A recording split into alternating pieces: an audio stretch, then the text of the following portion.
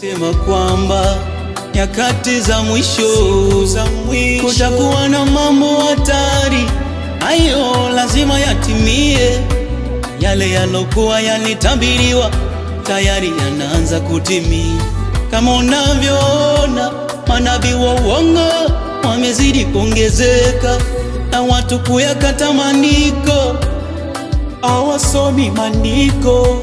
Watu wamependa fedha sana kuliko neno la Bwana. Wana masikio ya utafiti, watafuta mafundisho wanaoyapenda. Wengine kusema leteni nywele na kucha, eti ni ufunuo wa Roho. Kanyaga mafuta, kanyaga mafuta, na watu wanakufa.